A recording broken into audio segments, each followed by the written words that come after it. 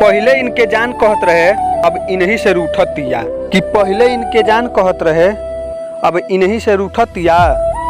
हमार गोलू भैया गरीब रहलन, अभी दूसरे से प्यार करके पैसा पसूततिया।